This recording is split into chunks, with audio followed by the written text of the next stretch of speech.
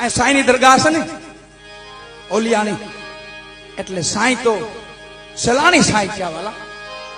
પરબની જાગૃત જોતો એવું પીરાણું. રોડા પીર બાપા પરબમાં થયા, કરમણ પીર બાપા પરબમાં થયા, જસવા પીર, વરદાન પીર, દેવીદાસ બાપુ, અમરમાં, હાદલ પીર, એમાં સેલાણી સાંઈ રોડા પીર. એમના ગુરુ મહારાજ કરમણ બાપા કર્યા દુધારા બીમાર પડે છે અને હાદલ પીરની રજા લઈ અને રોડા પીર જાય છે કર્યા દુધારા. આજે ભજન ગવાય છે ને એનો મહિમા છે. અહીંયા કરમણ પીર અને હાદલ પીરે ટકોર કરી.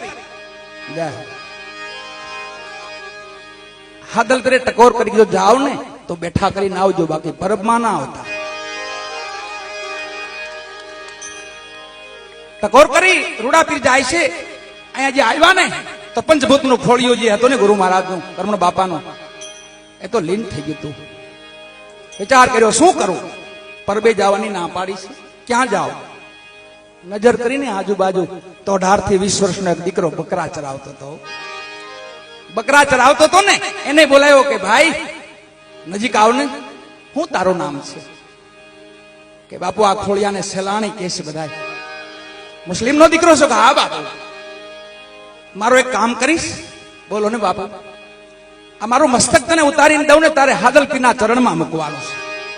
મારું મસ્તક તારે હાદલપીના ચરણમાં મૂકવાનું છે. ઓળખી ગયા, સેલાણી ઓળખી ગયા, કોઈ ઓલિયા છે, મહાપુરુષ છે. બાપુ હું તમારું કામ કરું, તમે મને શું આપશો? કે બેટા હું તને પીરાય આપીશ, જગતના પટમાં તને પીર તરીકે ઓળખશે. મસ્તક કાપ્યું.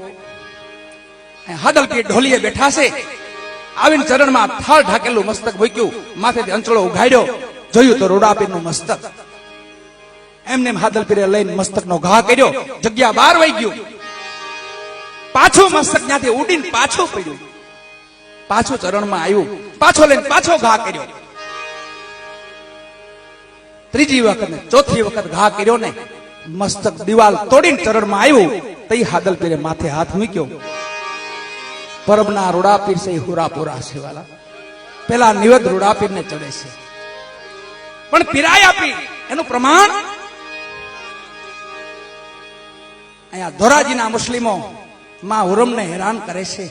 અને હાદલ પીરને ખબર પડી. હાદલ પીરને ખબર પડી.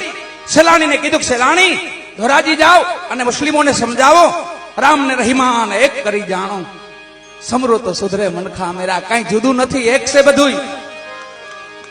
ના આલે આવો સેલાણી સાંઈ ધોરાજી આવ્યા. માને ગોતે તો માને ક્યાંય રહેવા નથી દેતા હુરમ માને. છેલ્લે કબ્રસ્તાનમાં માને ગોત્યા. માં કબ્રસ્તાનમાં બેઠા છે. સેલાણી સાંઈ સમજાય માં હવે આલો પરબે માં અહીંયા ધોરાજી નથી રહેવું. કે નહીં સેલાણી હવે તો થોડું જીવન છે ને અહીંયા દેવીદાનું નામ લેવાય છે ને. એ સત્તા હાલે ને એમાં એક જનાજો આવ્યો. જનાજો 5, 25, 50 મુસ્લિમો ભેગા.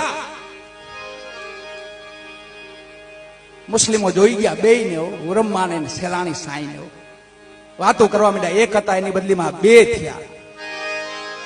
સેલાણી આવે છે નજીક. મુસ્લિમોને સમજાય ભાઈ માં ઓરમ છે અને દેવીદાસ બાપુના ગુણગાન ગાય, તેમાં શું ખોટું છે? એને જુદા માનો માં તમે. અલ્લાહ કયો, રામ કયો, રહીમાન કયો, બધું એક જ છે. મુસ્લિમો કે એમ અમે ન માની. તો તમે કેમ માનો? કે આ જનાજામાં સાહેબ માં મરિયમ મરી ગયા છે, આ સવારે એમનો દેહ છૂટી ગયો છે. જો ઈ બોલે ને સત દેવીદાસ તો મેં માની. હે તો તમે માનો? તો કે હા. દંડીકી માથે અડાડીને કીધું. એ રોડા પીરનું વચન આવ્યું. રોડા પીરે કીધું બેટા હું તને પીરાય આપું છું. દંડીકી માથે અડાડીને કીધું કે માં મરિયમ બોલો બાપા સત દેવીદાસ. અંદર જનાજામાંથી અવાજ આવ્યો અમાર દેવીદાસ. બોલો બા સત દેવીદાસ. અમાર દેવીદાસ. બોલો માં સત દેવીદાસ. અમાર દેવીદાસ. મુસ્લિમો હાથ જોડ્યા. પછી એક નહીં, કોઈક 1000 વર્ષ, કોઈક 1500 વર્ષ પહેલા, કોઈ 2000 વર્ષ પહેલા જે કબરું હુઈ ગયા હતા ને, કબરોમાં જે કબર માથે દંડી કેડાડીને બોલે બોલો બાપા સત દેવીદાસ.